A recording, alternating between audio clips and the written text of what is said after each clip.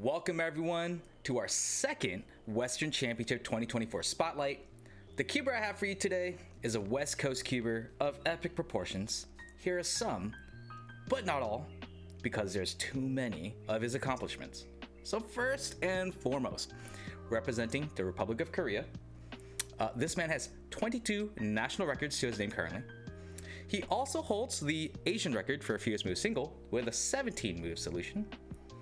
He boasts a 621 average of 5 for 3x3, ranking him 91st in the world. That's top 100, boys. He's in the top 50 for WCA sum of ranks. What does that mean? It just means he's a really freaking good cuber, right? And also, he improved his Megaminx average from over 1 minute to 36 seconds between 2020 and 2021. But of course, he only got good by watching my Megaminx walkthrough solves. But Of course. yeah, but the student has become the master, of course. But it is Kyeongmin Choi. Woo! Hello, guys. On a scale of 1 to 10, what would you rank that intro? That was pretty good. I would give it a solid 9. Bruh, okay, so now we know Kyeongmin's what do we call it? Standard. So he says pretty good is a 9.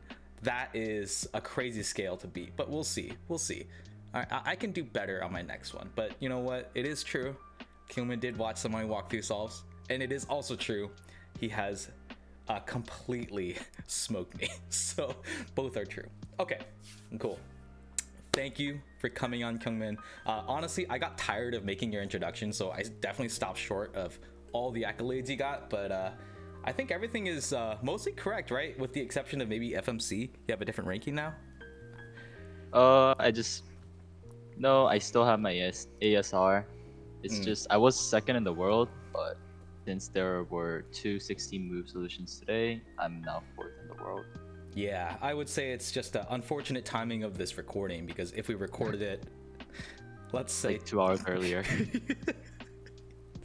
we would have had a different result. But yes, so that's pretty interesting. Cool. So Kyeongmin, I wanted you to tell me how you're feeling leading up to Western Championships 2024, where you're currently seated 4th for 3x3. Okay, I did not even know that I was fourth for 3x3. It's not really an event I'm too worried about. I think I was really working to be the Western champion for 2x2 last year, so that was really my focus. But now I kind of gave up on 2x2. I don't really do FMC anymore. All I care about is just bettering my Megaminx average, and hopefully other events come too. Yeah, let's dive into that a little bit. So I did want to ask you a little bit about 3x3, because that's the event that a lot of people care about.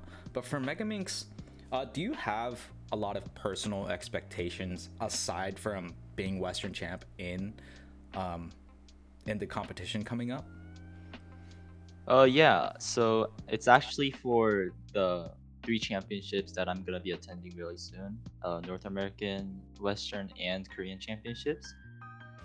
So I have 6 rounds, or actually 7 rounds of Megaminx in the span of a month, and I've been really working hard to get the sub 30 average, and I think I'm due for one. So hopefully I can get one either at Western Championships or one of the other championships that I'm attending. Yeah, that's actually a really good segue to one of the questions I wanted to ask you, because the truth is, Kyeongmin, you're really up there in terms of some of the fastest solvers in the world. It's really no joke. So what I wanted to ask you, and I don't know if anyone else is curious about this, but I wanted to ask you about how you're feeling mentally and your mental approach to North American championships, to Western championships, and if you have like a similar approach, or maybe you've learned a lot from world championships that you attended last year. So I think Worlds I knew I wasn't gonna podium in Megaminx, so I really didn't have like I wanted to podium or I wanted to get this place kind of goal for Worlds in any of the events actually. But North American Championships, I do have a chance of podiuming.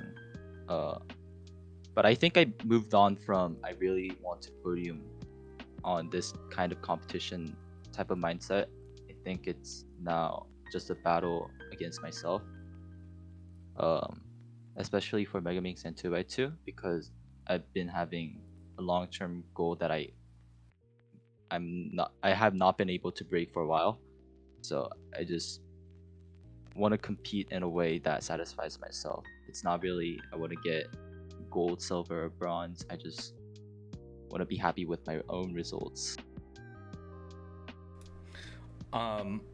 That's something that a lot of cubers, have to come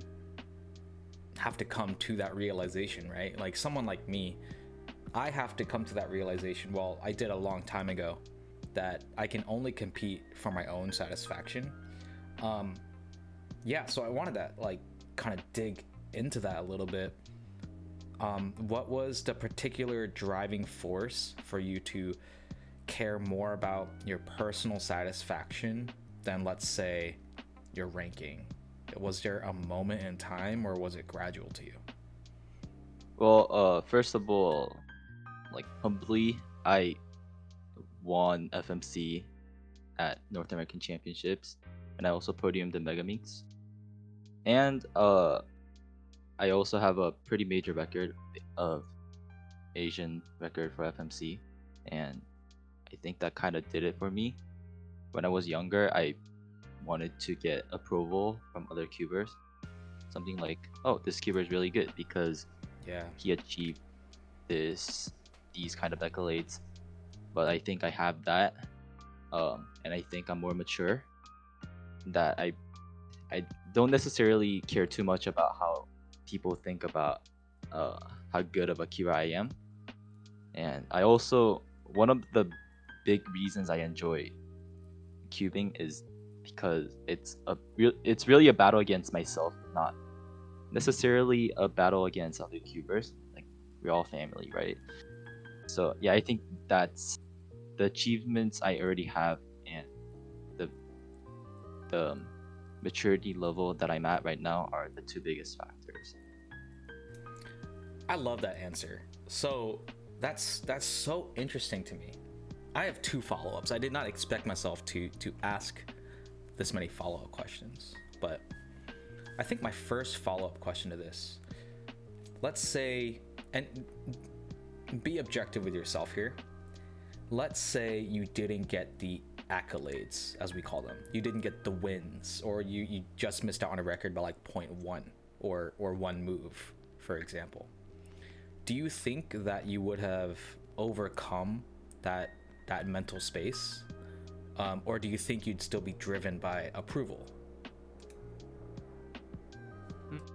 I think I would have been driven by approval, honestly, because I really worked hard over the quarantine to get good at 3 events, and if I didn't have a record in any of the 3 events, then I would have been pretty sad. Yeah. And yeah, I really would have wanted something, a podium or a record. Yeah, this is the so this is where I'm really trying to discover, right? I'm discovering at what capacity does a cuber like me like have a mental approach, and at what capacity does a cuber like you have your own mental approach? So my next follow up, without naming any names, do you think it is rampant in the top speedcuber community for validation and approval in terms of their mental game? Um, Or do you think it's something that's specific to you? I mean, first of all, like I think cubing is a mental sport, less than um something physical. It's got its physical attributes, but at the end of the day, it's all mental games once you hit a certain level. And yeah, if you can't overcome the mental struggles you have, like if you struggle mentally while competing, that's gonna be a big problem for you. And I think one of the big problems that top solvers have is just not having those achievements and I think that was really good for me because yeah, when I was younger, I was trying to go for a lot of records and podiums, but after that, now I'm just in a battle against myself. And if a lot of top cubers had a similar career, then I think they would be in a better kind of mental state. Wow, that's very it's interesting because I love that discovery, and I want to understand more about what drives your psyche, which is part of why I want to do this, right? Mm-hmm. So I definitely wanted to know about your current state a little bit, about your competitive nature. Um, at the moment, what do you think drives you, and do you think you are still super competitive at heart? Now, coming off the last question, I understand you might be competitive with yourself, you might be competitive with others, but do you consider yourself extremely competitive? Oh yes, I do have the competitive spirit at my heart. Obviously, no one hates losing. I love winning, right? I love getting records. I love podiuming, all that, and I actually think I'm at the peak for my cubing career, objectively. So yeah, I do have the competitive spirit. I think I'm up there, and yeah, that drives me to practice every day. Man, yeah, it's just a different level of motivation. Like, I would call myself competitive, but whenever I think there's like a healthy challenge that's in front of you, I think you guys are just really good at overcoming that challenge, I would say, is the right way to say it. Awesome. Um, so, how do you deal with the pressure of being a top tier speedcuber, or do you actually even feel it at all, from outside looking in? No, I do feel it. It's mostly in my main events. It's also like I guess kind of internally when I want to perform in front of a crowd that has an expectation. But I think I have competed enough to be able to deal with uh this kind of pressure. I have a good routine, like pre-solve routine. I like to breathe a lot, and I change up a lot of stuff for official solves. I recently adopted kneeling down instead of sitting down, and yeah, I think I'm really good at adjustments. I I think I have a good pre-solve routine that keeps me stay focused and locked in instead of being overwhelmed by the pressure that I'm put into. That's interesting. You said you kneel now, like you kind of when you sit in the chair, Yawn you on the put. chair. Yeah. Oh, how do you do that to adjust like your height? Yep. I'm kind of short, so I want a better vision. High Okay, level, better. okay, okay. That's interesting. Um, awesome. Well, on a slightly lighter note, because that was great. Love to hear what you were thinking, but Megaminx, S tier event or an A tier event? And notice I didn't give you another option. There is not another option. If you pick B or lower, you're just wrong. But Yeah. I have to give it the S tier. Um, it's unique in terms of shape, a lot of freedom that you can explore. Um, Similar to 3x3, which is like the OG event. It's just great, good time. I think it's one of the better spectator friendly events in terms of top level solving. It's gotta be S tier, man. It doesn't belong anywhere else. Yeah, I agree. I think the spectator component of it has to contribute to the overall whether or not it's an S tier or not, right? S for spectator. So like I think you could disagree with this, but I think the S tiers are definitely objectively 3x3, right? Three blind has got to be one of them as well. And Yep. personally, I believe 4x4 to be an S tier event because I believe No. 4x4. Well, I believe 4x4 to be spectator friendly. Um, especially with the concept of parity really being able to ruin or make a solve. It's kind of like the NFL. You have this like slight wiggle room for something crazy to like happen in the results, right? So that's my opinion. But would you say that the spectator friendly component contributes to the S tier status? It does. Cubing is not has not been too spectator friendly. I think we need to consider it more. And I agree with you that spectator friendliness should go into thought when you're making the tier list. Yeah. Well, now I'm just self-serving at this point because most people who know me know that my favorite event is Megaminx, but um, tell me if I'm wrong.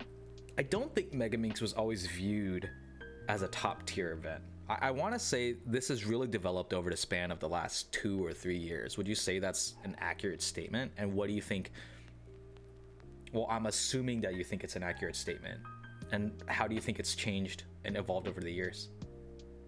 Well, you're right, because I really didn't get into Mega until like 4 years ago. So I think the big thing about Megaminx now is that there are more developments in terms of STOL methods and orders. Also, there are just better solvers who know full OLO, full PLO that make Megaminx look like a 3x3. There are people who turn better. There's much better hardware compared to when Galaxy V2 was the best cube. Yeah, the event has come a long way since COVID and beyond. Yeah, I agree. It's really cool how to see it change over time. So kind of wrapping up here, what are you looking forward to the most, just in general, when you head to San Diego for Western Championships this August? Obviously, I'm a competitor too. I want to get good results. As I said earlier, I want to get results that satisfy myself.